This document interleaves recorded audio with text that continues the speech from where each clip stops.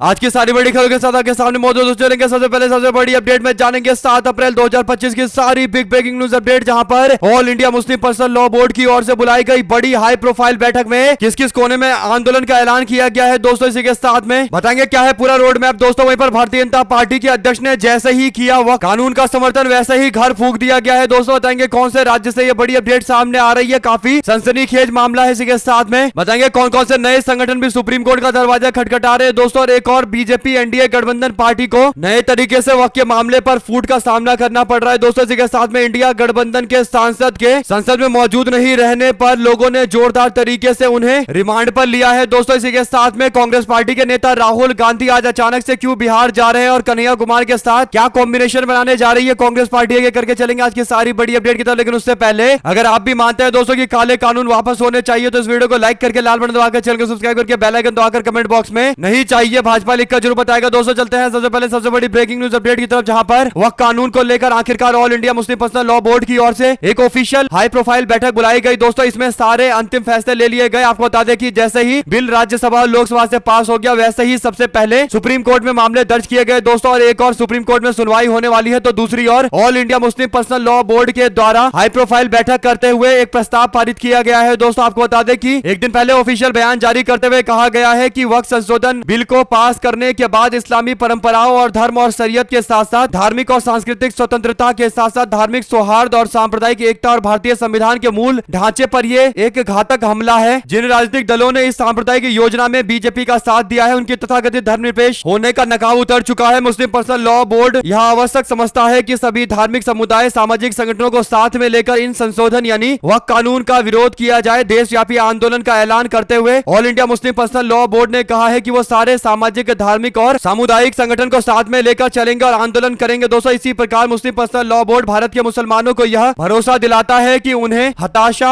और निराशा में नहीं जाना है। उनका नेतृत्व इस मामले में किसी भी प्रकार के बलिदान से पीछे हटने को तैयार नहीं है। देश के सभी न्याय प्रिय ताकतों को साथ में लेकर संविधान के दायरे में इन काले कानून के खिलाफ मजबूत आंदोलन चलाया जाएगा। इन भावनाओं और संकल्पों को इजहार आज बोर्ड के पदाधिकारी और विशेष आमंत्रित सदस्यों की बैठक में किया गया है, जिसकी अध्यक्षता बोर्ड के अध्यक्ष मौलाना खालिद सैफुल्लाह रहमानी ने की है दोस्तों। बोर्ड के महासचिव मौलाना फजल रहीम ने देशव्यापी आंदोलन की विस्तृत जानकारी देते हुए कहा है कि बोर्ड न केवल कानूनी मार्ग अपनाकर इन अन्यायपूर्ण संशोधनों अमेंडमेंट का सर्वोच्च न्यायालय में चुनौती देने वाला है, बल्कि शांतिपूर्ण और लोकतांत्रिक तरीके से विरोध प्रदर्शन किया जाएगा। इस दौरान धरने प्रदर्शन, काली पट्टियां बांधकर प्रतीकात्मक विरोध, अन्य समुदाय के साथ संवाद और बैठक और प्रेस कॉन्फ्रेंस आयोजित की जाएगी। प्रत्येक राज्य की राजधानी में मुस्लिम नेतृत्व प्रतीकात्मक गिरफ्तारी देगा दोस्तों, जबकि जिला स्तर पर भी धरने का आयोजन किया जाएगा। धरनों के समापन पर राष्ट्रपति और गृह मंत्री को जिला अधिकारियों और कलेक्टर के माध्यम से ज्ञापन सौंपा जाएगा। पहले चरण के कार्यक्रम में पूरा एक सप्ताह शुक्रवार से लेकर अगले शुक्रवार तक वक्त बचाओ संविधान बचाओ अभियान के रूप में मनाया जाएगा। इस दौरान अलग अलग काम किए जाएंगे, जिसमें अन्य समुदाय के साथ राउंड टेबल बैठक होने वाली है। इसमें सरकार और सांप्रदायिक ताकतों के द्वारा फैलाई गई भ्रांतियों को तर्क और तथ्यों के माध्यम से दूर किया जाएगा दोस्तों। इसी क्रम में दिल्ली के अलग अलग धर्मों और उनके वक्त संस्थानों के जिम्मेदार लोगों के साथ एक महत्वपूर्ण बैठक आयोजित की जाएगी। दिल्ली, मुंबई, कोलकाता, हैदराबाद, बेंगलुरु, विजयवाड़ा, पटना, रांची, मालेरकोटला के साथ साथ लखनऊ में बड़े विरोध प्रदर्शन किए जाएंगे। इस आंदोलन की शुरुआत दिल्ली के ताल कटोरा स्टेडियम में एक बड़े जनसभा के बाद होने वाली है। पहले चरण के सभी कार्यक्रम ईद उल अजहा तक जारी रहेंगे, उसके बाद आगे की रणनीति तय की जाएगी। बोर्ड के महासचिव ने सभी मुसलमान विशेष रूप से युवाओं से अपील की है कि वे धैर्य, संयम और दृढ़ता के साथ अपने रुख पर अडिग रहे, लेकिन भावनाओं में बहकर कोई ऐसा काम ना करे जिससे सांप्रदायिक ताकतों और शरारती तत्वों को उकसावे का अवसर मिले। बोर्ड ने अपील करते हुए कहा है कि आंदोलन को संगठित और योजनाबद्ध तरीके से चलाया जाएगा और व्यक्तिगत स्तर पर कोई भी कदम ना उठाए, बल्कि बोर्ड के निर्देश के अनुसार ही अभियान में सहयोग करे। इसके बाद उन्होंने कहा है कि अल्लाह ताला का फरमान है कि जो लोग हमारी राह में प्रयास करते हैं हम उन्हें जरूर अपने मार्ग दिखाएंगे और निस्संदेह अल्लाह सदाचारी लोगों के साथ में होता है। अंत में all India Muslim personal law board ने कहा है कि हमें जितने कामों का दायित्व सौंपा गया है उसमें हमें कोई कोर कसर नहीं छोड़नी है। बाकी सब कुछ अल्लाह के सुपुर्द करे और उसी की मदद पर भरोसा रखे। अल्लाह ताला निष्ठा और ईमानदार से किए गए कामों का उत्तम प्रतिफल देता है और दुनिया में भी और आखिरत में भी ऐसा होता है। अल्लाह हमारा सहायक और मार्गदर्शक है। कुल मिलाकर दोस्तों all India Muslim personal law board की ओर से डॉक्टर मोहम्मद वकारुद्दीन लतौफी के सिग्नेचर के साथ ये प्रेस नोट जारी किया गया है। आपको बता दें कि इस प्रेस नोट के अंदर सबसे जो महत्वपूर्ण बात है यह है कि सारे समुदाय को साथ में लेकर डिबेट डिस्कशन करके तर्कों के साथ में बीजेपी को काउंटर किया जाएगा। जाएगा दोस्तों और हर स्तर पर आंदोलन होगा। इसकी पूरी रूपरेखा तय कर दी गई है। अब कब से आंदोलन होगा इसका डेट आएगा दोस्तों, लेकिन बता दिया गया है कि कार्यक्रम किस तरीके से होगा। अगर आप भी मानते हैं कि प्रोसीजर तैयार हो चुका है, अब टाइम फ्रेम आएगा और इसके बाद असली आंदोलन मैदान में उतरने वाला है। दोस्तों आपको जो भी लगता है लिखकर जरूर आएगा। साथ साथ वक्त के कानून अधिनियम के समर्थन में बयान देने पर मणिपुर में भारतीय जनता पार्टी अल्पसंख्यक मोर्चा के अध्यक्ष असगर अली के घर पर रविवार की रात भीड़ ने आग लगाकर हमला कर दिया। दोस्तों अधिकारियों के मुताबिक घटना थौबल जिले के लिलोंग इलाके का है, जहां अली के घर को निशाना बनाया गया है। जानकारी के मुताबिक अली ने शनिवार को सोशल मीडिया पर वक्त कानून का समर्थन किया था, उसके बाद उनके घर में आग लगाई गई है। दोस्तों आप लोग इस पूरे मामले को किस तरीके से देखते हैं लिखकर जरूर, क्योंकि मणिपुर के हालात बीजेपी से संभल नहीं रहे और दूसरी ओर ऐसी खबर आ रही है, तो इसका मतलब क्या ध्यान भटकाने के लिए इस तरीके के नए मामले बनवाए जा रहे हैं। दोस्तों आपको जो भी लगता है लिखकर जरूर बताएगा। वहीं पर all India Muslim personal law board के ऐलान के बाद सुप्रीम कोर्ट में लगभग अब तक 6 पार्टियों ने याचिकाएं दाखिल कर दी है दोस्तों, जिसमें राष्ट्रीय जनता दल कांग्रेस पार्टी, AIMIM के साथ साथ DMK और सिविल राइट संगठन association for protection of civil right और जमीयत उलेमाए हिंद के अध्यक्ष मौलाना अरशद मदनी अलग अलग याचिका दाखिल करते नजर आए। कुल मिलाकर दोस्तों कई सारे संगठन और कई राजनीतिक पार्टियों ने इकट्ठे ही याचिका दाखिल किया, तो इसका मतलब सुप्रीम कोर्ट सबको मर्ज करके एक साथ सुनवाई करेगा और अलग अलग तरीके के आर्ग्यूमेंट आएंगे सुप्रीम कोर्ट के अंदर, तो जबरदस्त घमासान देखने को मिलेगा। दोस्तों आपकी क्या राय है पूरे मामले पर लिखकर जरूर बताएगा। और क्योंकि ये रिट याचिका दाखिल की गई है, यानी भारत के संविधान का उल्लंघन बताया गया, तो सुप्रीम कोर्ट को तत्काल सुनवाई करनी पड़ेगी। आर्टिकल 32 का उल्लंघन यानी लोगों के फंडामेंटल राइट्स को छीनने का यह मामला है। इसी के साथ में वह कानून को लेकर राष्ट्रीय लोक दल के लोग बिल्कुल भी नहीं हिचकिचा रहे दोस्तों और तुरंत पार्टी छोड़ दे रहे हैं। एक और ऐसा मामला सामने आया है हापुड़ से, जहां पर हापुड़ जिले के RLD के महासचिव मोहम्मद जकी और प्रदेश के महासचिव साहजेब रिजवी ने वक्त संशोधन विधेयक पर समर्थन करने के बाद राष्ट्रीय लोक दल से अपना इस्तीफा दे दिया है। इससे पहले भी एक नेता ने RLD छोड़ा था और अब एक और नेता ने इस्तीफा देकर पार्टी को टाटा अलविदा बाय बाय बोल दिया है। राष्ट्रीय लोक दल के लोग सोच रहे थे कि वो जो चाहेंगे वो करेंगे और कोई उन्हें रोकने टोकने वाला नहीं होगा, लेकिन अब पार्टी के अंदर के ही कार्यकर्ताओं ने हकीकत बतानी शुरू कर दी है दोस्तों। इसी के साथ में वक्त कानून के पास होते वक्त पार्लियामेंट के अंदर कुछ लोग थे जो मौजूद नहीं थे दोस्तों। ऐसे ही संसद में वोटिंग के दौरान इंडिया गठबंधन के NCP पार्टी के सांसद अनुपस्थित थे दोस्तों। दरअसल NCP के नेता और भिवंडी के लोकसभा के सांसद सुरेश म्हात्रे वोट डालते वक्त मौजूद नहीं थे। इसके बाद उनके क्षेत्र में बड़े स्तर पर विरोध देखने को मिला दोस्तों। संसद में दोनों सदन में वक्त बिल पास हो गया और भिवंडी के सांसद मौजूद नहीं थे, तो उनके इलाके में आलमी तहरीक, रजा एकेडमी और अखिल भारतीय सुन्नी जमीयतुल उलमा के अलावा अहले सुन्नत वल जमात समेत कई और संगठन के लोग मौजूद रहे दोस्तों। सबने एक साथ मिलकर प्रोटेस्ट किया है और सांसद को बताया है कि उन्होंने मुस्लिम समाज के लोगों का अपमान किया है दोस्तों। यानी चुनाव के टाइम में मुस्लिम समाज के इलाकों में जाते हैं और वोट की मांग करते हैं और उसके बाद जब उनके साथ खड़े होने की बात आई है तो सदन में मौजूद ही नहीं थे, वोट डालते वक्त थे ही नहीं मौजूद। कुल मिलाकर उनके वोट से होता कुछ नहीं, लेकिन फिर भी क्योंकि एक और व्यक्ति साथ में खड़ा होता तो इससे पूरे समाज में एक अच्छा मैसेज जाता कि उन्होंने जिसे चुना है वो उनके साथ खड़ा है। लेकिन कहीं ना कहीं अंत में धोखा दिया गया है दोस्तों और ऐसे नेताओं को पुरजोर विरोध किया जाना चाहिए। अगर आप भी इस बात से इत्तेफाक रखते हैं तो अपनी राय जरूर लिखकर बताएगा दोस्तों। वहीं पर दुनिया भर के अंदर AI से लेकर हाई टेक्नोलॉजी के नए नए प्रोडक्ट सामने आ रहे हैं, लोग रिसर्च और डेवलपमेंट कर रहे हैं, लेकिन भारत के अंदर प्रयागराज में गाजी मियां की दरगाह पर भगवा झंडा फहराकर ये लोग अपने आप को सूरवीर समझ रहे हैं दोस्तों। दरअसल पूरा मामला प्रयागराज के बहरिया थाना क्षेत्र के सिकंदरा स्थित गाजी मियां की दरगाह पर महाराज सुहेल देव सम्मान सुरक्षा मंच के कार्यकर्ताओं के चढ़ने से जुड़ा हुआ है। हाथ में भगवा ध्वज लेकर जय श्री राम के नारे लगाते हुए उद्घोष करते हुए इन्होंने दरगाह के ऊपर झंडे लगा दिए दोस्तों। और जैसे ही सोशल मीडिया पर यह वीडियो वायरल हुआ है उसके बाद से लोग कार्रवाई की मांग कर रहे हैं। हालांकि अभी तक कोई कार्रवाई नहीं की गई है, लेकिन इस तरीके की मानसिकता देश में काफी फल फूल रही है दोस्तों। आप लोग जानते हैं कि एक ज़ॉम्बी कहां से आते हैं, कहां से इनको नफरती चिंटू बनाया जाता है और कैसे झूठा इतिहास पढ़ाकर इन लोगों को ब्रेन वॉश किया जा रहा है। वहीं पर कांग्रेस पार्टी के सांसद और पार्टी के महासचिव जयराम रमेश ने रविवार को भारतीय राष्ट्रीय कांग्रेस के गुजरात के साथ लंबे समय से चले आ रहे संबंधों का हवाला देते हुए घोषणा की है कि अगली बैठक 8 तारीख और 9 अप्रैल को होने वाली है, यानी कल और परसों होगी। अहमदाबाद में कांग्रेस पार्टी के अधिवेशन को लेकर जोर शोर से तैयारियां चल रही है दोस्तों। जयराम रमेश ने भारतीय राष्ट्रीय कांग्रेस की स्थापना दिवस 28 दिसंबर 1885 को हुई थी जानकारी देते हुए कहा कि अहमदाबाद में 23 से 26 दिसंबर 1902 के दौरान सुरेंद्र नाथ बनर्जी के अध्यक्षता में बैठक बुलाई गई थी और तब से कांग्रेस पार्टी का गुजरात के साथ अच्छा संबंध रहा है। कुल मिलाकर दोस्तों कांग्रेस पार्टी के बड़े बड़े नेता गुजरात से रहे हैं और इसीलिए कल और परसों जो अधिवेशन होने वाला है ये कांग्रेस पार्टी के लिए काफी इंपॉर्टेंट है दोस्तों। वहीं पर किसानों की मांग को लेकर MSP पर फैसले और अन्य मांगों को लेकर 131 दिनों के भूख हड़ताल के बाद संयुक्त किसान मोर्चा गैर राजनीति के नेता जगजीत सिंह डल्लेवाल ने अपने भूख हड़ताल को समाप्त करने का फैसला लिया दोस्तों, समाप्त भी कर दिया है। इसके बाद पंजाब में आम आदमी पार्टी सरकार को निशाने पर लेते हुए कहा गया कि ये लोग लोगों को गुमराह कर रहे हैं। सरकार क्यों कह रही है कि सड़क खोलना उद्योगपतियों की मांग थी। उन्होंने अपने सुप्रीमो अरविंद केजरीवाल को बचाने और लुधियाना सीट जीतने के लिए बेचा हुआ समझौता किया है। कुल मिलाकर दोस्तों दिल्ली हारने के बाद आम आदमी पार्टी के लोग बौखला गए हैं और इसीलिए पंजाब में किसानों के आंदोलन को रोका गया ताकि लुधियाना सीट पर होने वाले चुनाव में, क्योंकि ज्यादातर व्यापारी वर्ग के लोग लोग हैं तो उनको खुश किया जाए। ऐसे में दोस्तों किसान आंदोलन एक नए रूप में आगे आने वाले दिनों के अंदर नजर आने वाला है और किसान नई स्ट्रेटजी के साथ मैदान में उतरेंगे। और जिस तरीके से आम आदमी पार्टी की सरकार ने बर्बरता की है, कहीं ना कहीं किसानों की नाराजगी और ज्यादा बढ़ चुकी है। दोस्तों हो सकता है कि पंजाब और हरियाणा के किसानों के आंदोलन में वक्त संशोधन विधेयक का मामला भी जोड़ा जाए, जिससे आंदोलन और ज्यादा बड़ा होगा। दोस्तों एक साथ लड़ाई लड़ेंगे तो असर दूर तक होगा। साथ साथ भारतीय जनता पार्टी ने दिल्ली में एक ऐसे व्यक्ति को मुख्यमंत्री बना दिया है दोस्तों, जो उल जुलूल बयान देता रहता है। पुराने ट्वीट पढ़कर ऐसा लगता है कि कोई बीजेपी का सड़क छाप नेता है। दोस्तों ऐसे ही रेखा गुप्ता ने फिर से विवादित बयान दिया है। रेखा गुप्ता से जब अखिलेश यादव के बारे में पूछा गया तो फिर वो सड़क छाप भाषा का इस्तेमाल करने लगी। दोस्तों एंकर पूछ रहा था कि मैं जब इन नेताओं का नाम लेता हूं तो आप उसके बारे में क्या समझते हैं। पूछा कि अगर अरविंद केजरीवाल का नाम लेता हूं तो रेखा गुप्ता ने कहा कि मैं उन्हें झूठा समझती हूं। इसके बाद अखिलेश यादव के नाम पर पूछा गया तो अखिलेश यादव को टोटी चोर बोलने लगी। इस पर समाजवादी पार्टी मीडिया सेल ने कहा, एक राज्य की मुख्यमंत्री होकर विपक्षी नेताओं के प्रति सड़क छाप भाषा का प्रयोग बेहद निंदनीय है। रेखा गुप्ता जी अब आप मर्यादित व्यवहार करिए। ये व्यवहार ये आपकी परवरिश और भारतीय जनता पार्टी के संस्कार को दर्शाता है। संघ की कार्यशाला में यही सब सिखाया जाता है और यही सब सिखाया है कि आपने चंद दिन हुए हैं आपको मुख्यमंत्री बने हुए, कुर्सी पर आए हुए, और इतनी सड़क छाप भाषा, कोई शर्म बाकी है क्या? ये सवाल गंभीर सवाल पूछे जा रहे हैं। दोस्तों अगर आप भी मानते हैं कि इस तरीके की भाषा का उपयोग करना भाजपाई नेता की आजकल पहचान बन गई है, दोस्तों इनको यही भाषा आती ही है। शासक कांग्रेस पार्टी की जम्मू कश्मीर इकाई ने केंद्रीय गृह मंत्री अमित शाह से कहा है कि केंद्र सरकार ने वादा किया था कि चुनाव के बाद राज्य का दर्जा बहाल किया जाएगा। इतने दिन बीत गए, आखिर कब जम्मू कश्मीर को उसके राज्य का दर्जा मिलेगा? भारतीय जनता पार्टी की सरकार ने अच्छे खासे जम्मू कश्मीर राज्य को यूनियन टेरिटरी में कन्वर्ट कर दिया दोस्तों, बल्कि दो अलग अलग भाग में डिवाइड भी कर दिया। और अब जब चुनाव हो गए हैं और बीजेपी के लोग दावा करते हैं कि जम्मू कश्मीर में शांति है, तो फिर राज्य का दर्जा क्यों नहीं दे रहे हैं? दोस्तों अगर राज्य का दर्जा देंगे तो पुलिस का पूरा कंट्रोल इंडिया गठबंधन की सरकार के अंतर्गत आ जाएगा और बीजेपी के लोग शायद यही नहीं चाहते हैं। दोस्तों अमित शाह ने वादा किया था, लेकिन वादा भूलना बीजेपी के लोगों का पहला और बड़ा काम है। इसी के साथ में मणिपुर में शांति बहाल करने को लेकर दिल्ली में बैठक हुई है। दोस्तों केंद्र से मिलने पहुंचे मैतई और कुकी समुदाय के प्रतिनिधि, राज्य में 23 महीने से लगातार हिंसा जारी है। दोस्तों क्या बातचीत हो पाएगी, एक बड़ा सवाल है। गृह मंत्री अमित शाह दावा कर रहे थे कि इस मीटिंग के बाद कुछ पॉजिटिव निकलेगा, लेकिन अभी तक तो कोई रिपोर्ट मिली नहीं है कि क्या पॉजिटिव निकला है बैठक से। और क्या आपको लगता है दोस्तों दूर दूर तक कि मणिपुर में शांति बहाल करा भी पाएगी भारतीय जनता पार्टी? लेकिन जो सबसे इंपॉर्टेंट पॉइंट है वो दोस्तों वो ये कि मैतई समाज के लोग एक टाइम बीजेपी पर भरोसा कर भी सकते हैं, कुकी समाज के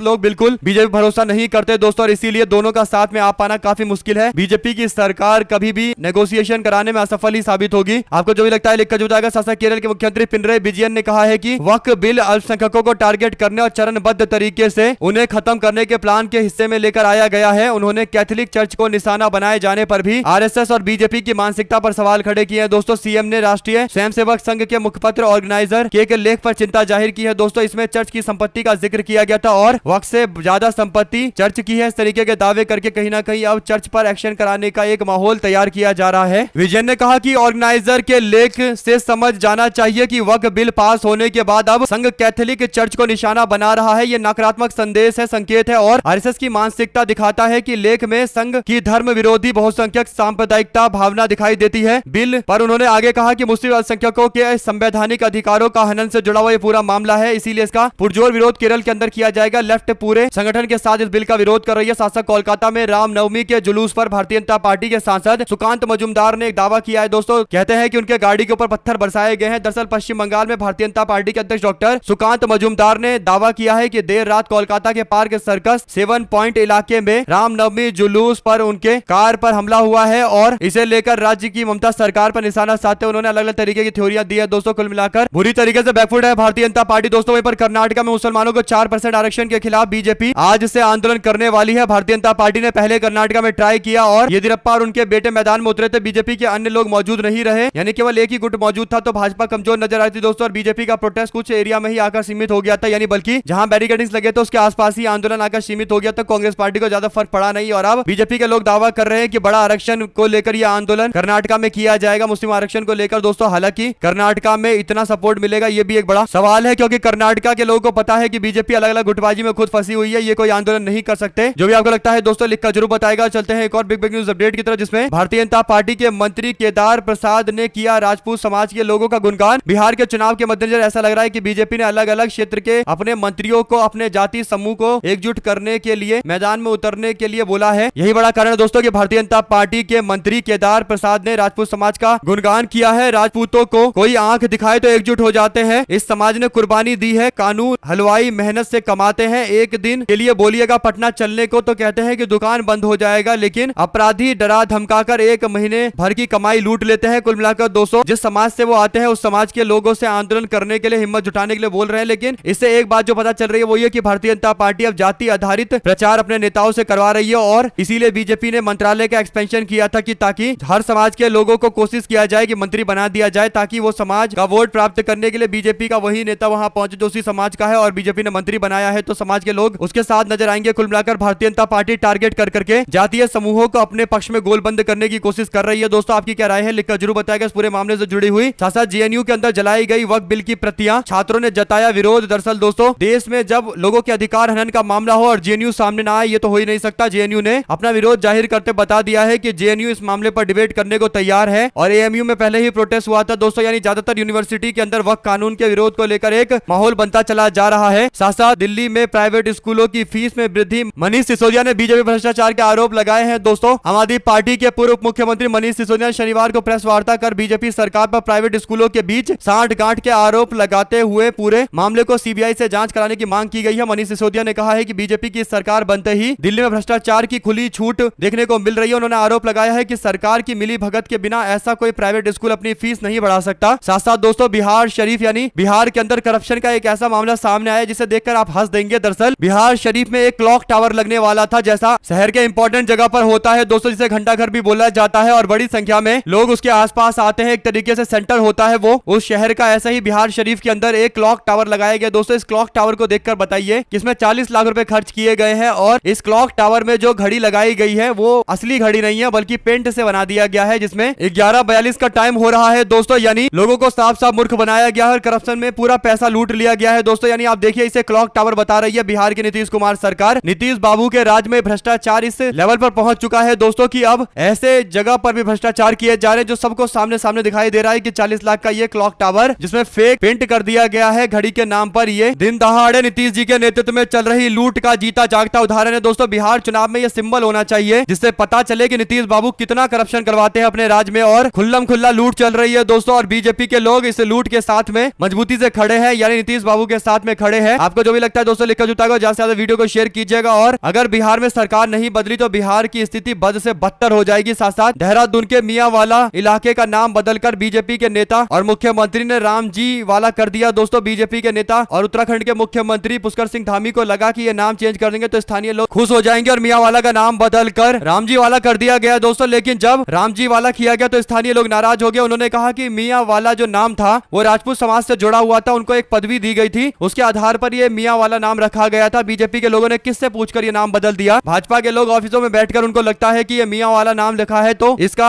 मुस्लिम समाज के लोगों से लिंक होगा, और नाम बदल दिया दोस्तों। लेकिन जब स्थानीय स्तर के लोगों ने फटकार लगाई तब जाकर फैसला पलटा गया और पुराना नाम चलता रहेगा, यानी मियांवाला नाम चलता रहेगा। अगर आप भी मानते हैं दोस्तों कि ये बीजेपी नेता के होशियारी दिखाने और होशियारी के फेल होने का मामला है। साथ साथ प्रधानमंत्री नरेंद्र मोदी ने रविवार को रामनवमी पर तमिलनाडु के रामेश्वरम स्थित रामनाथ स्वामी मंदिर में पूजा अर्चना की है दोस्तों। प्रधानमंत्री मोदी थाईलैंड और श्रीलंका के 3 दिनों के दौरे के लिए गए थे, उसके बाद रामेश्वर पहुंचे और तब जाकर वहां पर पूजा अर्चना की है दोस्तों। इस दौरान नरेंद्र मोदी ने भाषा विवाद को लेकर मुख्यमंत्री स्टालिन से कहा कि मैं जब भी आपका पत्र दिल्ली में बैठकर पढ़ता हूं तो सिग्नेचर जो उसमें होते हैं वो इंग्लिश में या दूसरे लैंग्वेज में होते हैं, तमिल में नहीं होते। आखिर आप तमिल में सिग्नेचर क्यों नहीं करते? प्रधानमंत्री मोदी के द्वारा उठाए गए सवाल का जवाब डीएमके वालों ने सिग्नेचर करके दे दिया है दोस्तों। नरेंद्र मोदी को पता है कि भाषा विवाद पर वो बैकफुट पर है, इसीलिए इस तरीके के बयान देकर डीएमके पर निशाना साध रहे हैं। लेकिन भाषा वाले मैदान में अगर बीजेपी के लोग उतरेंगे तो तमिलनाडु में बुरी तरीके से फंसेंगे। आपको क्या लगता है दोस्तों लिखिएगा जरूर। साथ साथ पश्चिम बंगाल और केरल विधानसभा चुनावों से पहले communist party of India CPIM ने संगठनात्मक स्तर पर बदलाव किया है। तमिलनाडु के मदुरई में पार्टी की 24वीं कांग्रेस हुई है, जिसमें सीनियर नेता मरियम अलेक्जेंडर बेबी को पार्टी का नया महासचिव नियुक्त किया गया है। यह फैसला पार्टी का चुनावी रणनीति और खोया जनाधार वापस लेने की दिशा में उठाया गया एक कदम है दोस्तों। जिस तरीके से कांग्रेस पार्टी की नेत्री प्रियंका गांधी केरला में एक्टिव हो गई है, तो केरला के चुनाव 2026 में होने वाले हैं, तो सीपीआईएम वालों को इस बार एंटी इनकम्बेंसी का डर सता रहा है, तो उन्होंने ये परिवर्तन किए हैं। साथ साथ वह कानून को लेकर बीजू जनता दल में असंतोष देखने को मिला। कई नेताओं ने आपत्ति जताई है दोस्तों, पार्टी की छवि को ठेस पहुंचा है। इसके बाद उन नेताओं के खिलाफ एक्शन लेने के लिए बोला गया जिन्होंने इस कानून का समर्थन किया था। नवीन पटनायक काफी कमजोर हो चुके हैं दोस्तों। बीजेपी को सपोर्ट करने वाली बीजू जनता दल अब आने वाले दिनों के अंदर पूरी तरीके से टूट गई पार्टी के तौर पर साबित होने वाली है। आपको जो भी लगता है दोस्तों लिखकर जरूर बताएगा। ज्यादा से ज्यादा वीडियो को शेयर कीजिएगा ताकि पल पल की पूरी अपडेट आप लोग तक इसी तरीके से पहुंचती रहे। हमारे साथ जुड़े दोस्तों का बहुत बहुत धन्यवाद। देख रहे थे आपका चैनल। जय हिंद, जय भारत, बहुत बहुत धन्यवाद।